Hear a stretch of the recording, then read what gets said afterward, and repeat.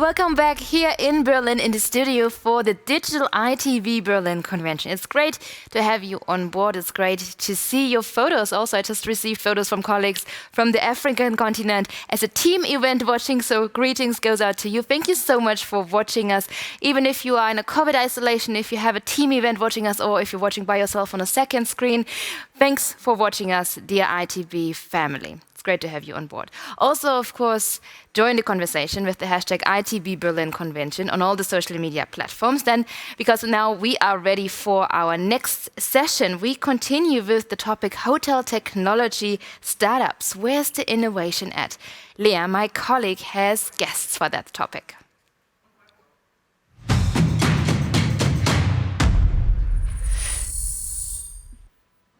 That's right. Thank you, Katie. I'm here at the studio at ITBBerlin Convention 2022. Thank you, everyone, for tuning in and joining us for today's eTravel track. And as the title gives away, it's all about digital solutions and technology. And space that's very interesting to watch and there's happening a lot is the hotel technology space. So this next hour is dedicated to hotel technology startups, and we're looking at where the innovation is to be found. And I'm not by myself in the studio. I have fantastic guests. First of all, we have VCs and a successful startup founder here in the studio, but we also have 4 founders who will pitch their innovative solutions to us. So stay with us. It's well-invested time, and it's my absolute honor. And I'm super happy to have actually the opportunity to welcome people in person in the studio. And first off is Moritz von Petersdorff-Campen.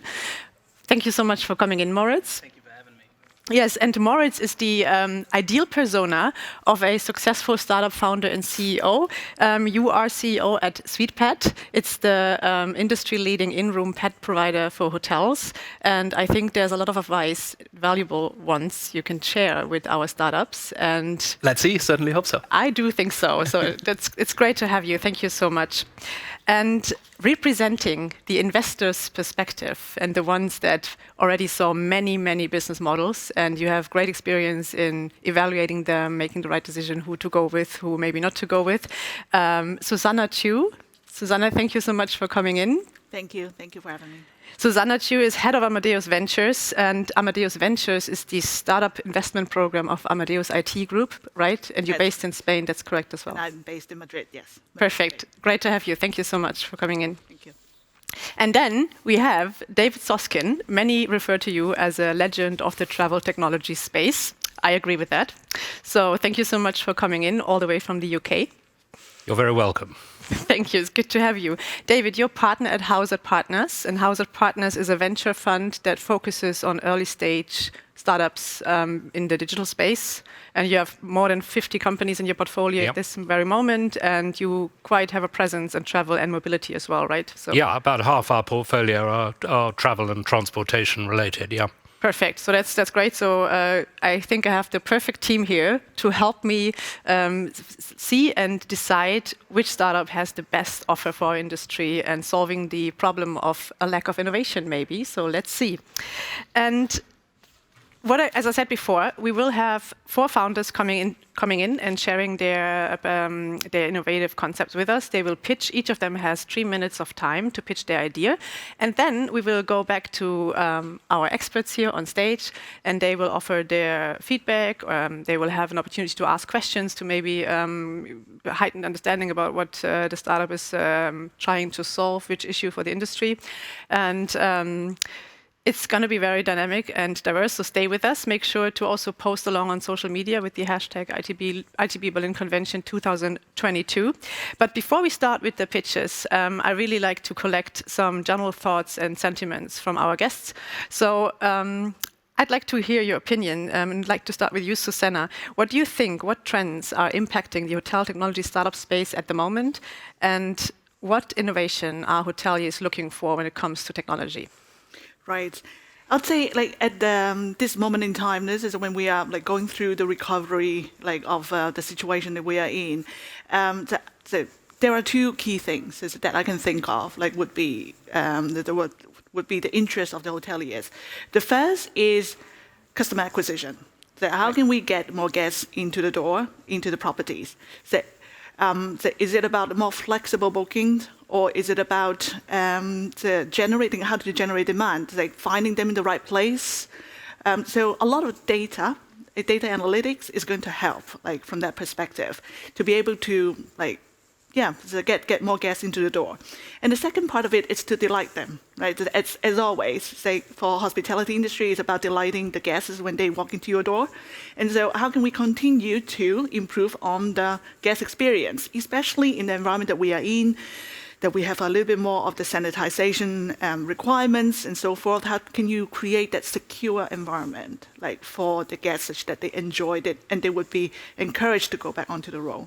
Right. And David, would you agree? Would you see the same trends shaping hoteliers looking I absolutely agree, and I love the expression delighting the customer.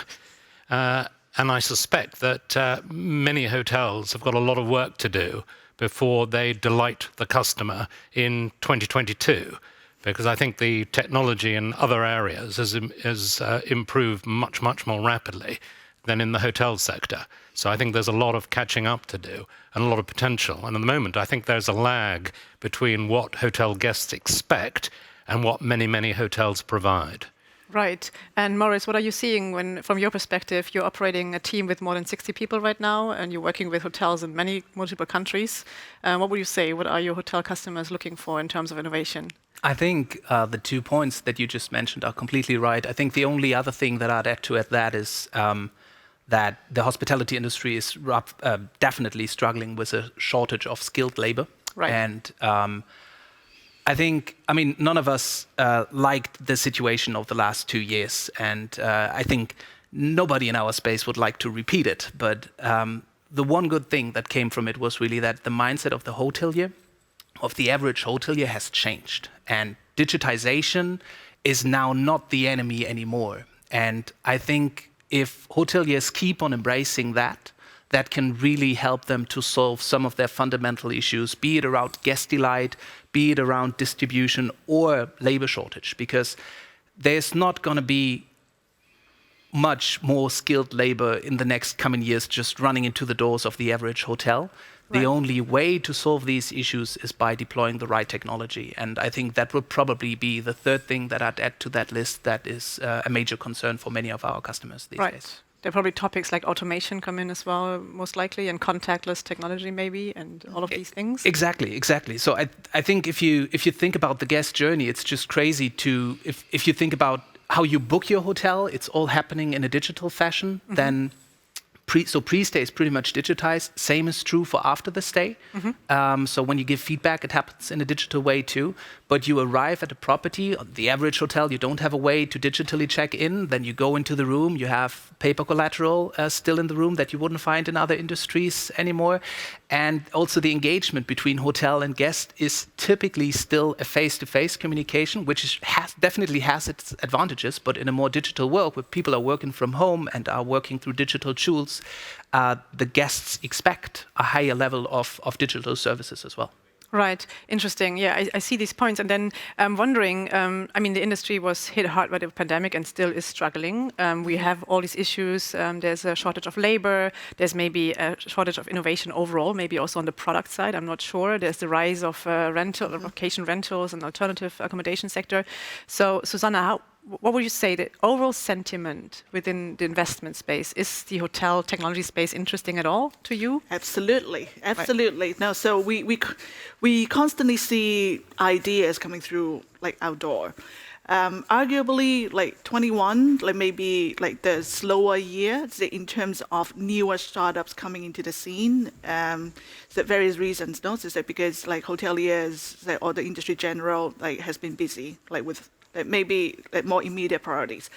But for 22, so we are 3 months in the beginning of the third month, we're definitely seeing a lot of very credible investment proposals coming through, including hotel tech. So coming back to the topics that I've just mentioned, is it around guest experience? There's a data analytics.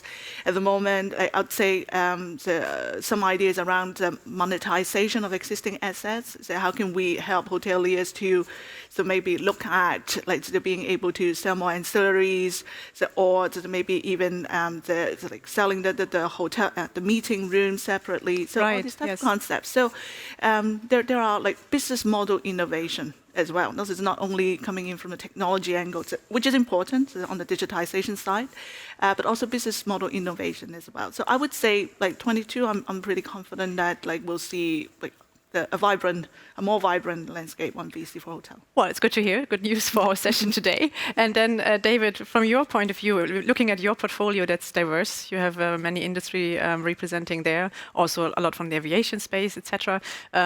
What's your favorite vertical to invest in? Is it hotel technology?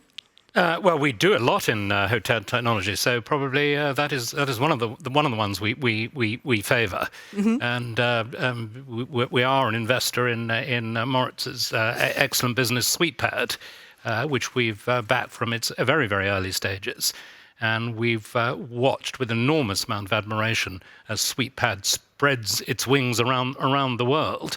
So we're very active in the space. And we take a very long-term view. So we've been investing in travel technology for decades. So we look at something like the COVID lockdown, which basically lasted for sort of 2 years, and we're now all coming out of it. And we always thought we'd come out of it. It was just a question of when. We didn't think it was going to permanently damage the hospitality industry, because people like travel. It's a basic human need. And there's plenty of room for, you've correctly said the vacation rental market has grown like a weed. But there's always room for hotels. There's always going to be a sector of the population that wants to stay in hotels. And it could be the same people also using vacation rentals. So we don't see that long-term demand for hotel rooms will slacken off anytime soon.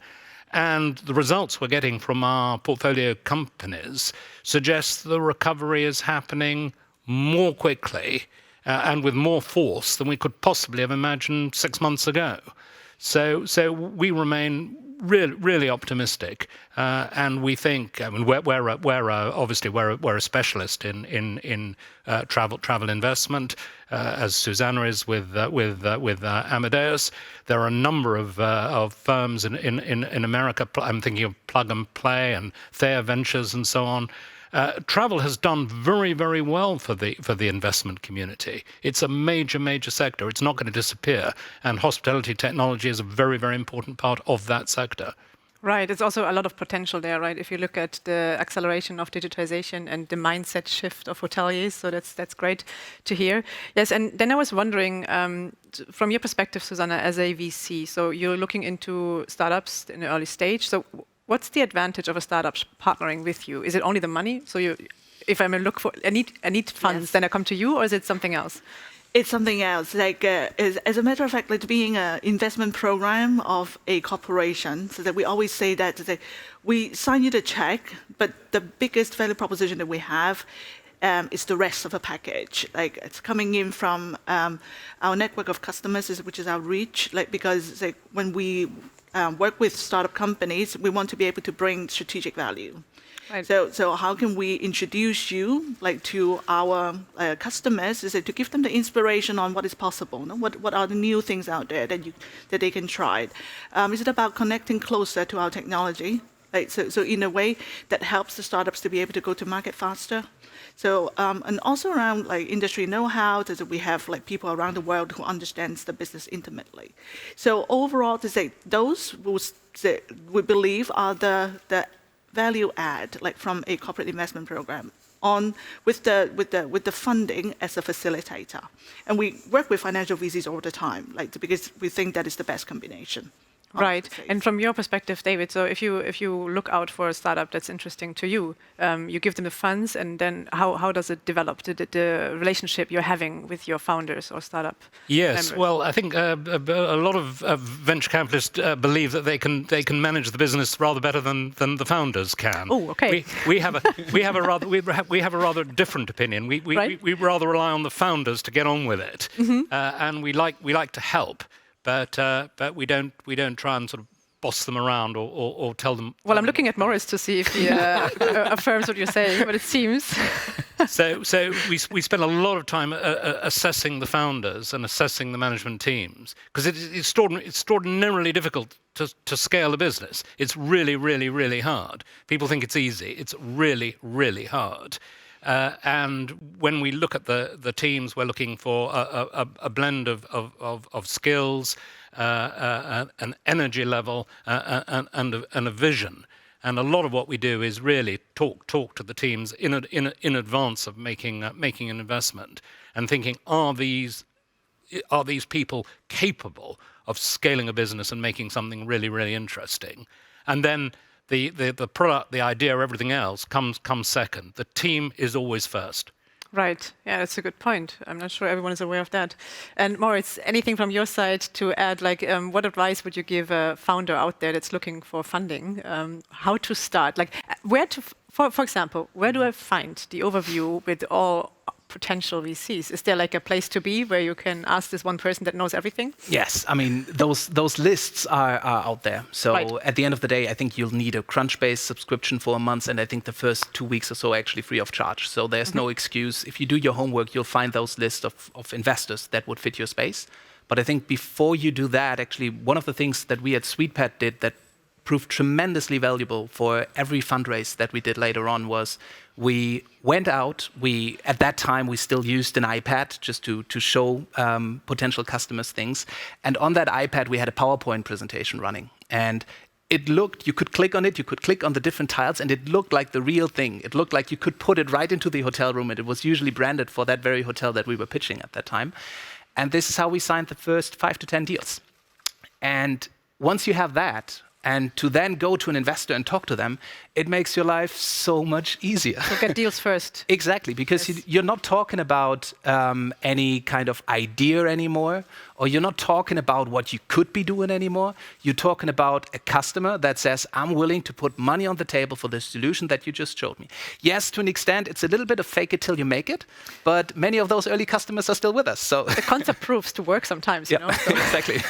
And you got to take a risk every once in a while, especially as a startup founder. And I think that has been valued a lot by all of the investors we talk to. And there are way more hotels out there than investors. So first get your first 5 to 10 customers and then talk to potential investors. Right. So already so many valuable tips here that we can share with the audience.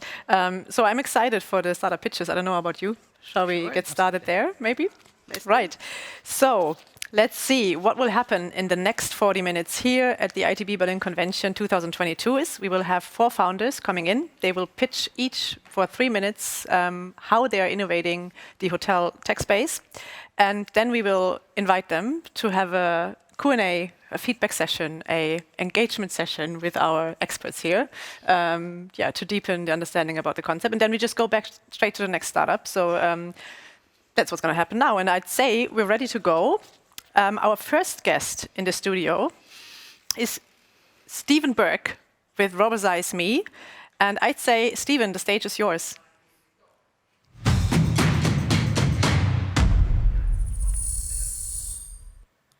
Hi, I'm Stephan Burke. I'm the founder and CEO of Robosize Me.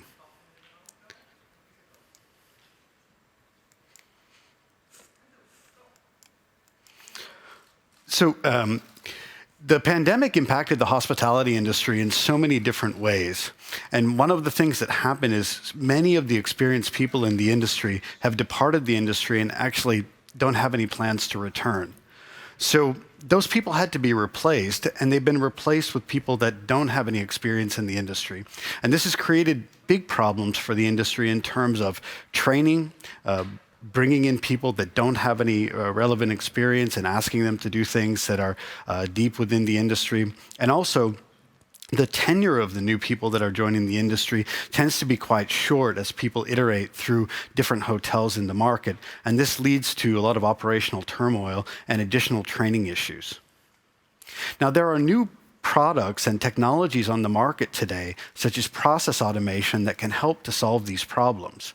However, it's important to recognize that these process automation softwares require some capital to invest for not only the software licenses, but they also require capital to bring in IT staff with specialized skills that can implement and maintain the virtual robots. And for many hotel groups, especially the small ones, the strain from the last couple of years on the capital budgets has sometimes made this an unachievable goal. So our solution is one vendor providing all-inclusive robotic process automation as a service that's delivered by a team with deep hospitality technology experience. What we do and what our solution and service is that we build the virtual robots, we provide the automation software, we provide process discovery and process optimization services, systems integration, and we deliver it in a hosted environment with a multilingual industry experienced support team. During the market validation phase, we came to understand that the large hotel groups, with hundreds of properties, are already investing millions into robotic process automation. Now, the smaller groups can benefit just as much or maybe even more than these large chains. However, they simply don't have access to the capital to do the digital transformation. We believe that any hotel with an integratable system is a potential customer for us. Now, the advantages are to reduce and eliminate boring and repetitive tasks, to increase accuracy, reduce turmoil and training issues due to staff turnover, and the fact that the robots do not take sick days, they don't take holidays, they're there every day without complaint. Our revenue models are based primarily around the all-inclusive monthly subscription fees for the basic, standard, and advanced robots. We're well ahead of our plan of action, and we're expecting to start to generate revenue in mid to late second quarter. We have a team that's been in place since January and is currently deploying the technology and processes to allow us to support our customers. And we're looking for 100,000 euros in investment to accelerate our plans. Thank you, and I'm looking forward to your feedback.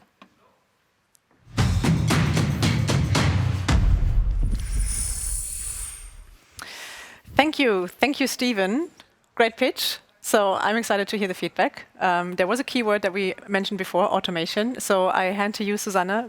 What's your first thoughts? Sure.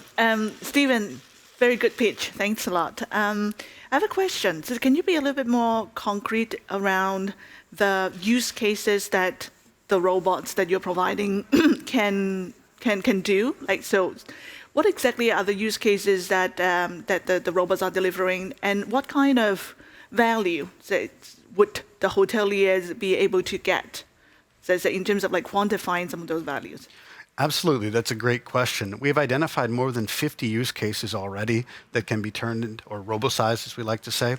And I'll give you an example of one. In the fall, it's a very big challenge for people to do manual entry of negotiated rates into PMS and CRS systems, right?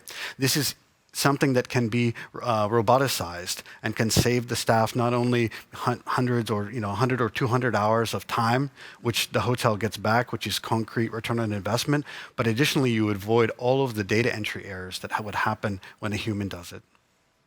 Okay.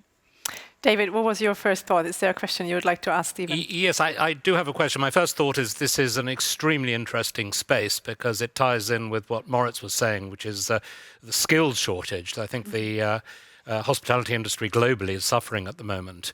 And it is unquestionably true that the technology is there now to do a lot of these tasks that hotels previously have had to employ people to do. So I think it's a very interesting space. My question is this: your financial ask is very, very modest indeed. What are you going to do with the funds, and are they going to be adequate to take you to the next level?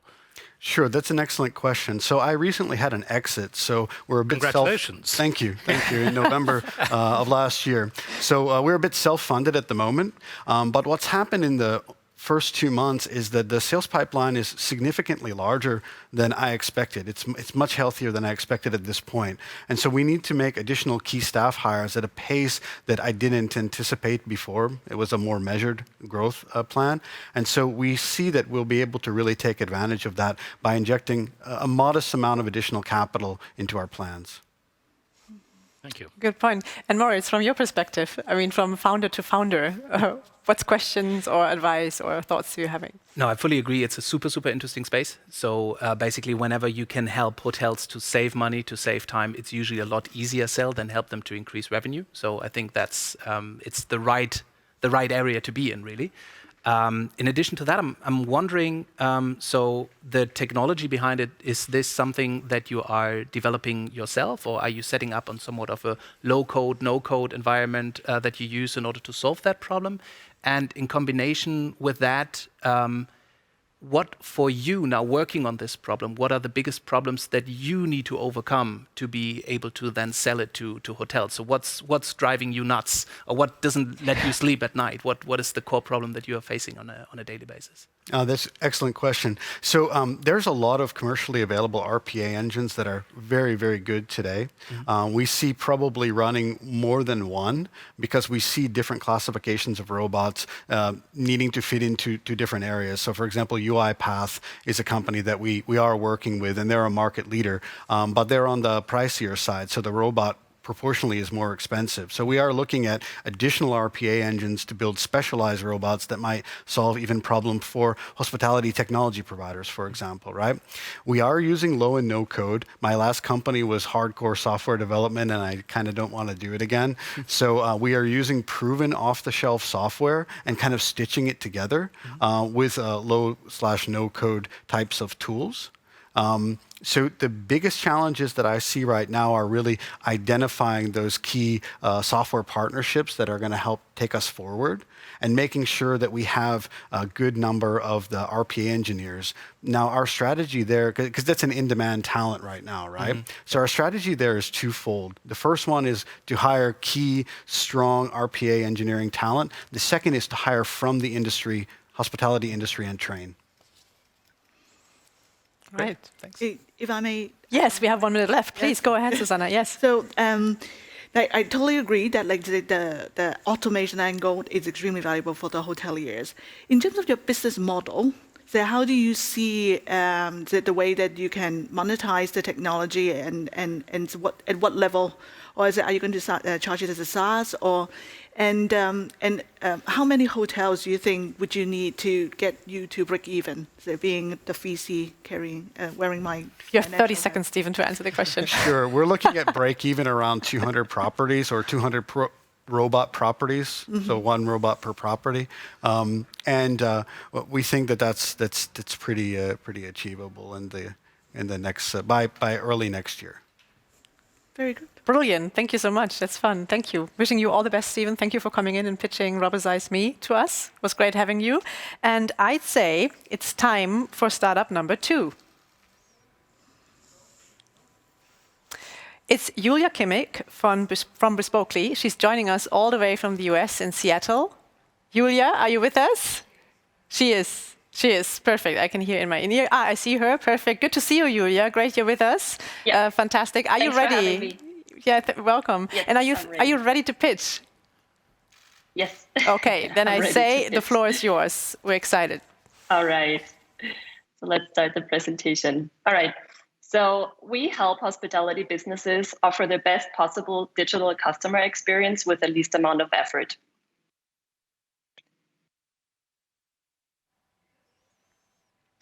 It's hard to adopt technology to offer seamless customer experiences. Hospitality businesses need many tools. A lot of them are expensive, not flexible, and not agile.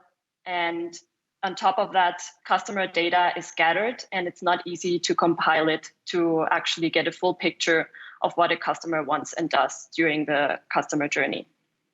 We want to help businesses use less tools, save time and money, adapt faster, and learn more about their customers.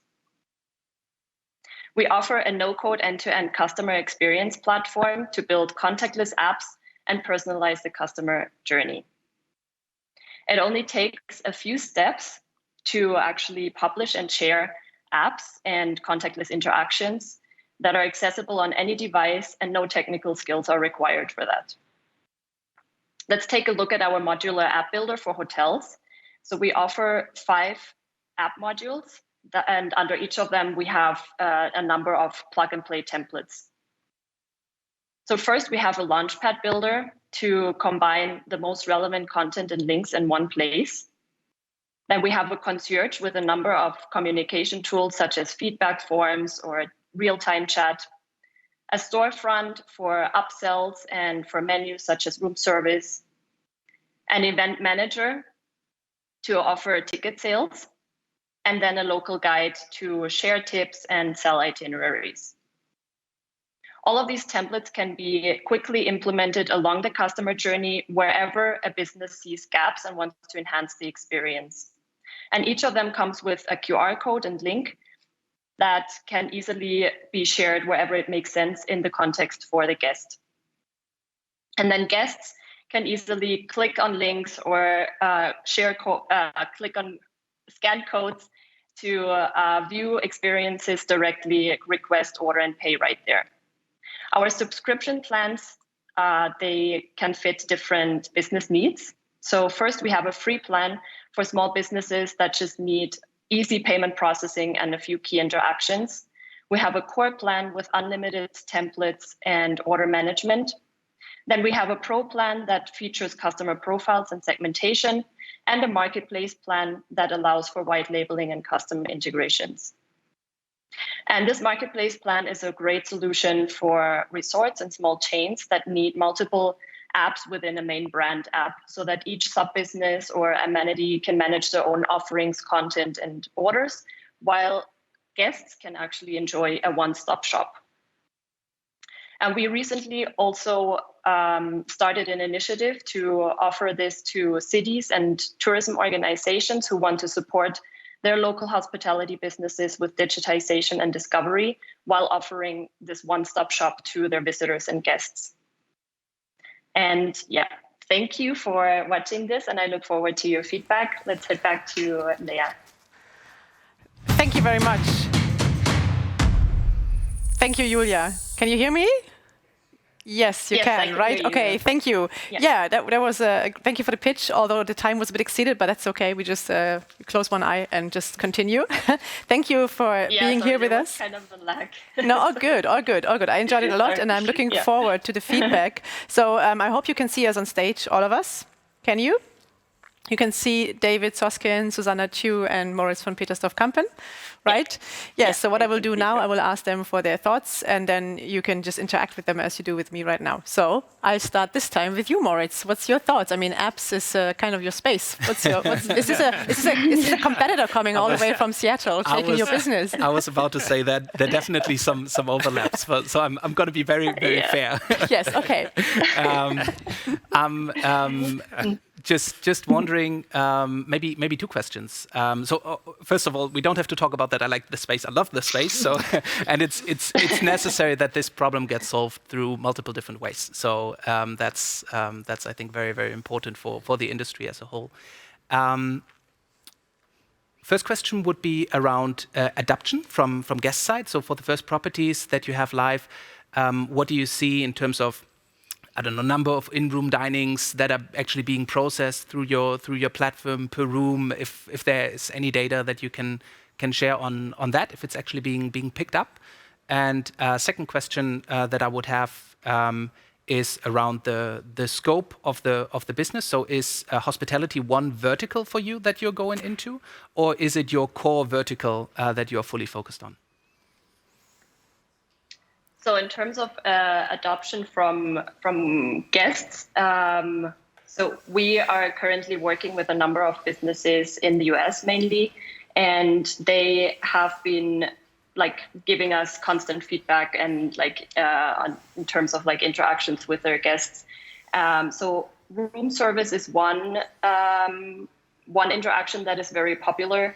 Then we have some hotels that are actually using this mainly for feedback. So actually getting feedback right where it's needed, right where they are asking for it. It's also very easy for customers or for the guests to scan and to interact with the tool. And in terms of the scope, we are mainly focusing on hospitality businesses. I mean, we started with mainly hotels, but we are actually with the pandemic, we actually kind of re-architectured our product to make it more open for different kinds of hospitality businesses. So we also include attractions. We also work with wineries, with breweries, and that's just a few to mention. Also attractions. So the hospitality, travel and hospitality businesses are just all very interesting for us. And since our platform is so flexible and modular, it can be made to fit to many different kinds of businesses. Perfect. So we have about a minute left, a minute and 20 seconds. David, you want to go ahead? Yes, Julia, thanks very much for your presentation. There's one thing you didn't really sort of cover in your limited 3 minutes, which is, are you actually looking for funding? And if so, how much are you looking for and how long will it last you? So currently we're actually not fundraising. Right now we're self-funded, completely bootstrapping, and our focus is mainly on building strategic partnerships with cities, tourism organizations, and other organizations that can help us actually introduce our solution to more businesses faster. In terms of fundraising, we're looking to start in the second half of this year, and we still have to put together all the details for I don't want to share a number right now. No, why not? Let me check in again next year. That would be too early right now. Okay, cool. Yeah. Thank you. So is this, what do you think, Susanna? Would you have loved to hear we're looking for funding? No, we've seen a few startups in this space that have done well over the last 12 months because of the contactless requirements, the reservations within hotels, etc. But that is exactly the problem. It is about competition. But we run out of time. But we can talk about that the next time. Is that there are quite a few players in this space, and so how can you crack that dynamics and be able to stand out from the different offerings? I think would be my key question. Right, so competition is a thing to look out for, probably. I take away, right? So thank you so much, and Julia, special thanks to you also because it's very early for you right now. So I appreciate you tuning in that early to join us here. It's an honor. So I'm wishing you all the very best and hope to see you soon again. Thank you very much. Thank you. And bye. Thank you, Julia. And now it's time for startup number 4. No, 3. I'm sorry. I'm mixing up the numbers here. See? No, thank you. We're in number 3. And it's time again for someone in studio. So we're welcoming actually a live presentation here at the ITB studios in Berlin. And it's my pleasure to introduce to you Michael Menzel from Funds. And I would say, Michael, the stage is yours. Go ahead.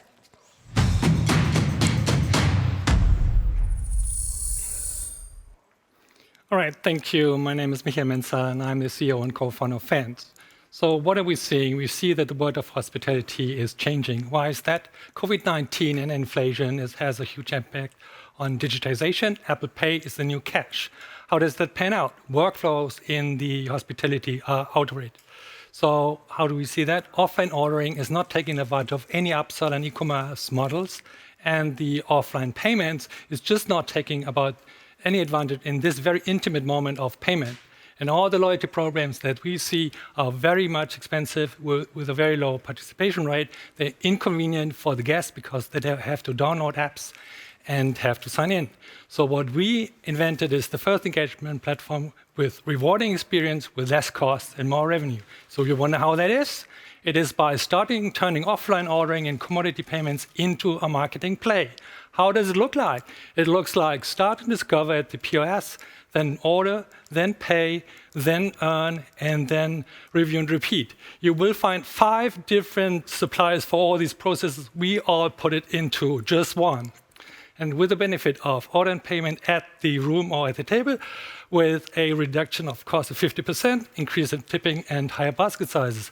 Pay and order at the table or in the room with automatic loyalty collection and redemption with a very high participation rate and an increase in guest retention. Pay and earn via payment terminal. People still like to tap. We invented the first terminal where you can basically collect loyalty cashback. And the QR code is the point where you can get people from an old-style printing into mobile ordering or mobile payment. And with the benefit of e-commerce, also we have a plugin that brings you into the loyalty marketing play.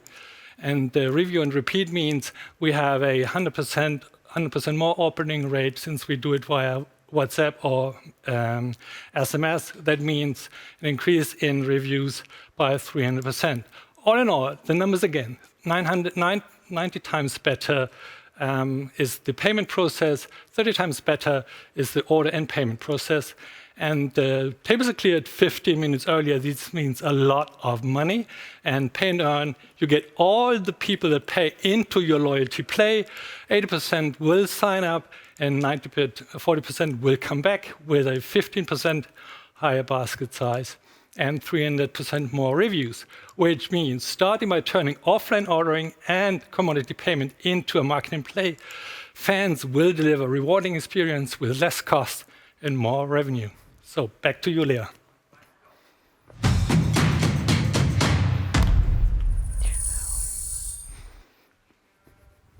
Ich kann sprechen, I can speak, right. Thank you so much, Michael Menzel. Welcome in this round. Great to have you on stage. Thank you. Thank you for the pitch. It was a perfect timing. You know, it was on the second, so respect for that. Kudos. Thank you so much. It's interesting, especially because there's a new topic coming up within your concept is loyalty. So you talked about customer acquisition, but I mean, customer retention is also important, right? So who do we start with? Susanna, go first. I can start. No, you hit a few keywords like within the VC community. You know, this is about payments. It's about loyalty. The linkage of the two, like, because loyalty in a way it's like to retain your customer, is to lower your overall like customer acquisition cost. So overall it's a hot topic. Like it's an important one. So I have to say I haven't got all the details of your solutions within that 3 minutes. But overall, like I think my question is, so there are a lot of payment solutions out there, right? And with rewards, etc. How would the operators benefit, like from your offering in terms of is it about lower? So there are a lot of KPIs out there. Like I saw all of them. I'm trying to actually link them back into the real world. Does that mean lower transaction costs for them, like than the existing payment methods? Or is it about time cost? Like where do those KPIs come from? So I think that is where. Well, we wouldn't perceive us as a payment supplier, and that's what we are not. It is the payment that we need to have the e-commerce marketing play, right? So this is why we offer this shop solution for restaurants, for hotels with the in-room ordering and so on. Because we have the payment, we have the checkout on the mobile. This is when we then start the e-commerce marketing play, because we just collect one data point from the client where we can basically address them. We do not have an app. We do not have a login, so there's nothing needed except just for our checkout, so to speak, right? And this is what all the others don't have, right? They basically, as I said, in these 5 stages, they stop after payment. Wow, download our app here for signing up and you will get rewards. That's what we don't want, right? Nobody wants to download apps nowadays anymore, right? They are just sick of the apps and giving away all the email addresses and so on when the email comes in at 2 a.m. with irrelevant content. So what we have is checkout, one data point we need, and then it is the marketing play. Loyalty is super easy. It's frequency, it's time span, and it's either the height you spend, and that's it. And that is how we are defining loyalty, basically, in our backend. The merchant does come back 2 times within 2 days, and you get 2% cash back. That's what it is. Or come back 2 times, you get $10, whatever, so a certain amount. This is what we do. And because we see that, and when how the customer is coming back, we see, well, there's still a €10 cash back at Motel 1. You need to come back to the 31st of March. Here you go, right? Why don't you buy, because you stayed at the Motel 1, why don't you buy something at Vapiano, what, right? So these are the things that we do. And it's the marketing play. This is the one that we emphasize on. Payment we need, right? Payment we need to start the whole e-commerce marketing play. Thank you. Right. Any thoughts from you, David? Yes, Michael, what you're doing is clearly very, very interesting, and you're hitting a lot of sort of hot buttons with loyalty and payments and all the rest of it. It's a very fast changing world we're living in, and your solution is potentially very interesting for vendors. But if I may, what you said sounds a little bit theoretical. And I don't get a sense of where you are in the development of the business. How far have you progressed thus far? How much activity is there with the platform, or is all this yet to come? No, the platform is fully established, so it works, right? We do have revenue coming in, so we concentrate now on hotels and on portals, and we are going to launch in the month of April and May into other hotels across the continent of Europe. So it is working. That's a question, right? Yes, that's the question. It is working. No, yes, but that doesn't come out of with respect. That doesn't come out of the presentation. I know you only have 3 minutes. That's why you asked.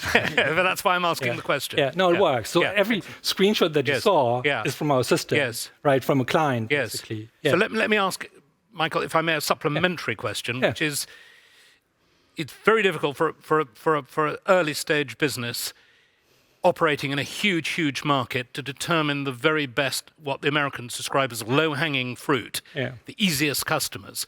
Which are your low-hanging fruit? Well, it's those hoteliers that dare going into new places. Those are these ones, and there are particular ones in Germany, particular ones in the UK, in the US. Those are the ones to be addressed. So I used to work for Trusty before, so it's the same people basically we're going to, and they'd say, yes, we do it with you, Michael, and with the other co-founders, and so these are the test cases we have. Right. Yeah, there's probably more to ask, but we're out of time, unfortunately. So, Michael, thank you so much for coming in and pitching. Yeah. And it was, I'm wishing you all the best for the journey. Looking forward to see how that evolves and where we are in 1 year time. So, yeah, thank you very much for having me. Absolutely. And now it's time for startup number, and this time it's correct, 4. Joining us remotely as well, again, all the way from the US. So someone, again, is getting up very early just to be with us, which I really love. I appreciate that. Is all the way from San Francisco. We have Yuan from miniCal joining us, and she will pitch to us why they are innovating the hotel tech space, why they're innovative, and get ready to hear from her. And we're ready for your pitch, Linda. Hi, my name is Linda from miniCal. We're building the open source community for hospitality technology. When we look at hotel technology trends today, which our panelists talked about, we see a virtuous cycle. Hotels have started embracing technology, particularly property management systems, which helps them become more operationally efficient and helps costs. And ultimately, this provides a delightful experience for customers. Yet, the PMS companies providing the technology are facing challenges. The first is a highly fragmented, hyper-saturated market. There are more than 1,000 PMS companies around the world and little differentiation between them. These PMS companies must constantly expend resources to build and maintain features. They've increased margin pressure as they face a race to the bottom on prices. And on top of it all, it's easier than ever to switch vendors. In fact, most PMS companies white label other companies' technologies. When we look at the landscape today, companies that use white label see development being bottlenecked, which you see on the x-axis. Their technology is completely at the mercy of their providers' decisions on features. There's no control. As PMS companies grow, their ability to innovate and provide features for the community diminishes, which you see on the y-axis. They only build something if they think it will move revenue. This is where miniCal comes in. miniCal eliminates the technological needs for PMS companies. We do this by providing open source technology. Our code is built and maintained by the community. Our features have been battle tested, used by hundreds of hotels across the world every single day.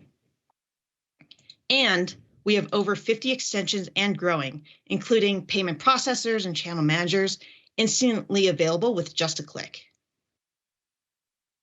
We actually already have revenue coming in.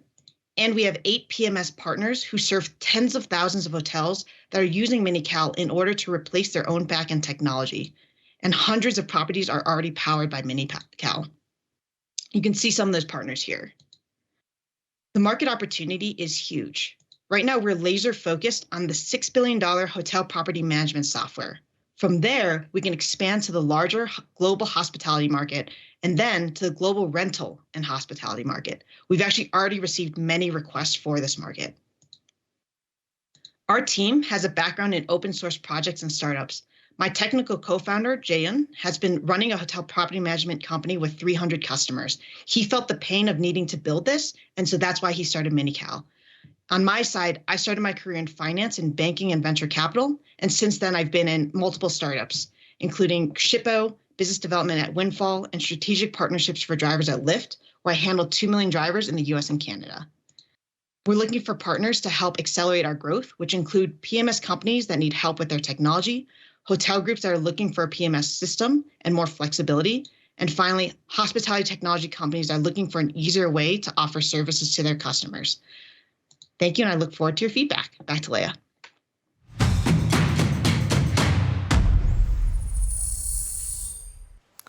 Excellent. Thank you so much, Linda. Can you hear us? Can you see us? Yes, thank you. Perfect. Good to have you with us. Thank you for your pitch. And I directly hand over to the group. So who's most interested to start? I think David is. I'll gladly kick off. Linda, from your background, it's no surprise that your pitch was so excellent and you managed to convey so much information in 3 minutes. Well done. I have a very brief question, which is, it's a huge world that you're catering for. What is your priority geographically, or perhaps you don't have a priority geographically?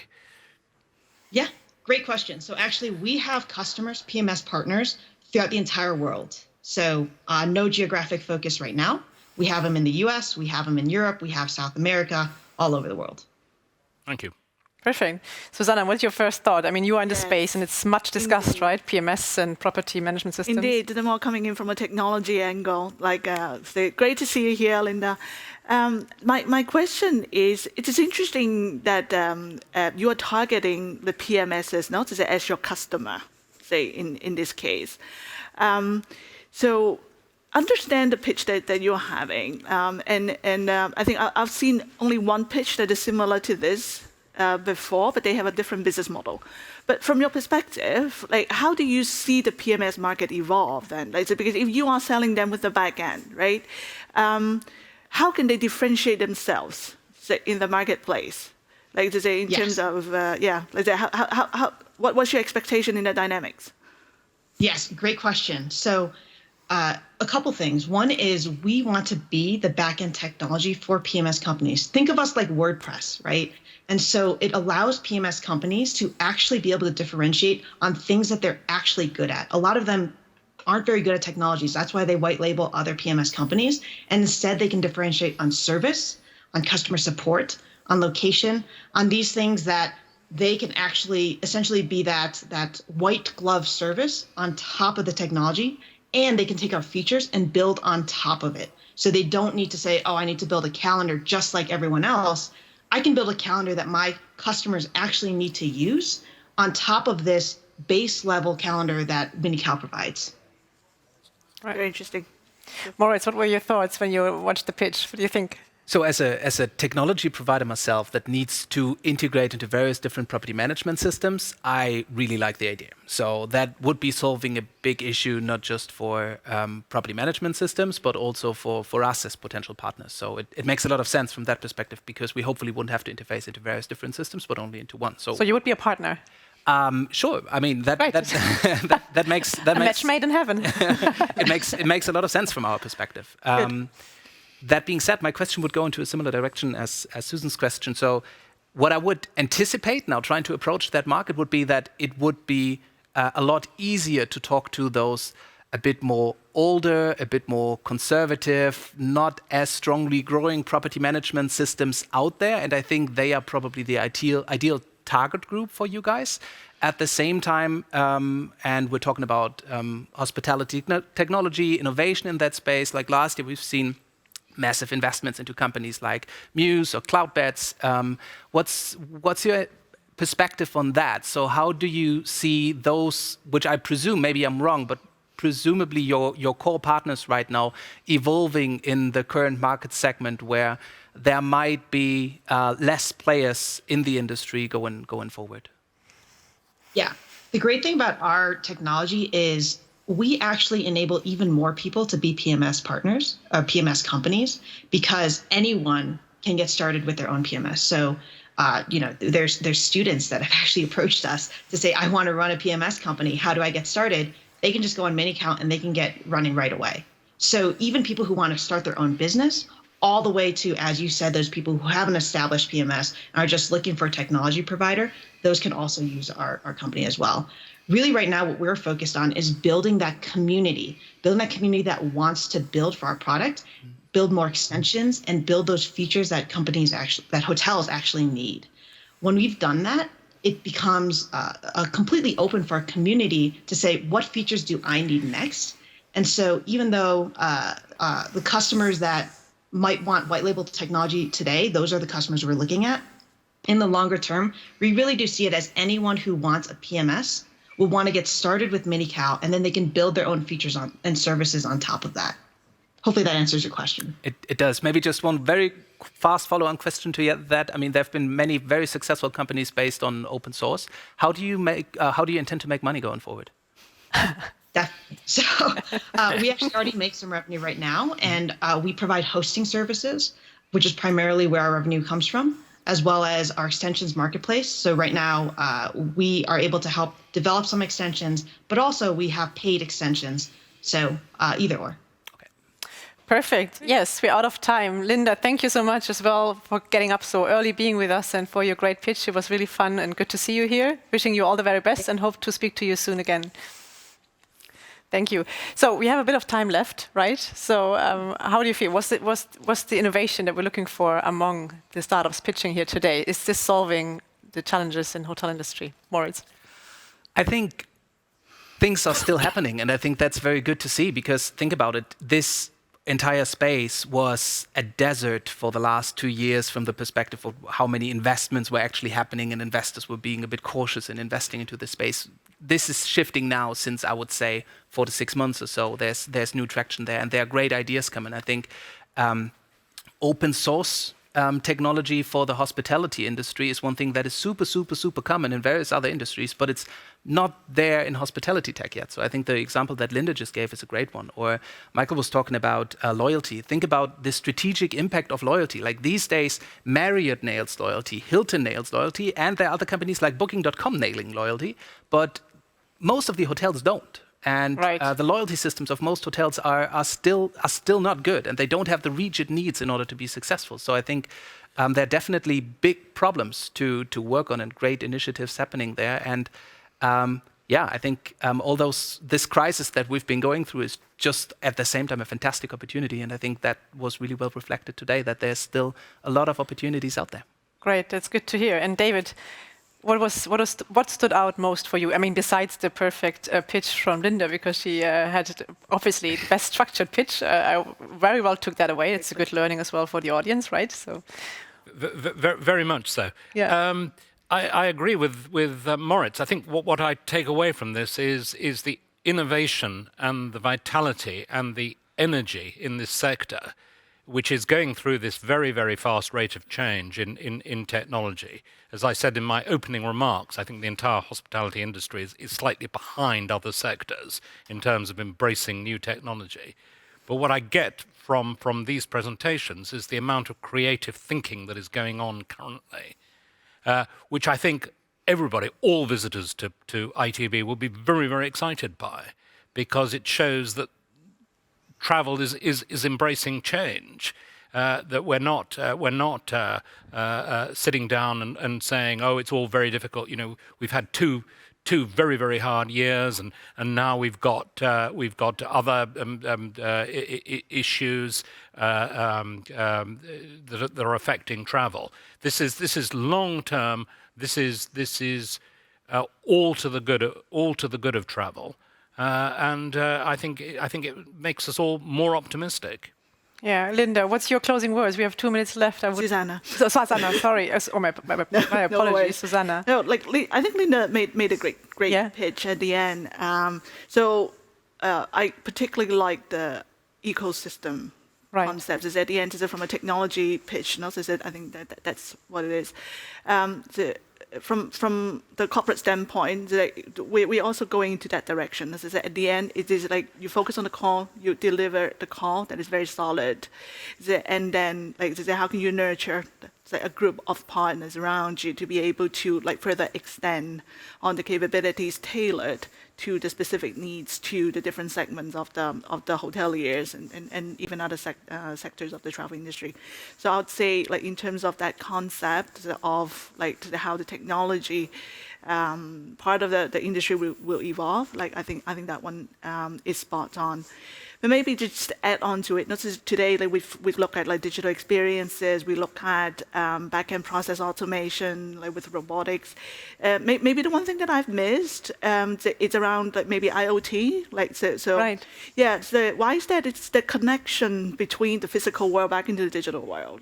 So how can you intelligently use sensors? Is it to be able to further optimize on the different operations? And be able to create that digital and physical bridge, so between the handset and the actual property. So I'd say there's a lot of things going on in IoT as well. So I'd say that is another front that I would say that we should watch out for. Last, of course, I need to mention about metaverse, since that's the buzzword. We are not particularly looking at investment in metaverse, but I would say in general as a trend, it's interesting. In a sense that hospitality, we're still talking about face-to-face experience. But how would that play a role moving forward back into customer acquisition? So in terms of where people are spending their time, is that an extension of a social media? So yeah. Super interesting points. And as always, I could go on for so much longer. So many topics popping up I would like to discuss with all of you. But thank you so much for coming in person. David Soskin, Suzanna, Chiu, and Moritz from Petersdorff-Campen. It was a pleasure having you here. And yes, wishing you all the very best. And we move on with the program. It's handing back to Katie. And stick with us. The next session is going to be very fantastic as well. We're going to be discussing hotel technology as well. So stay with us.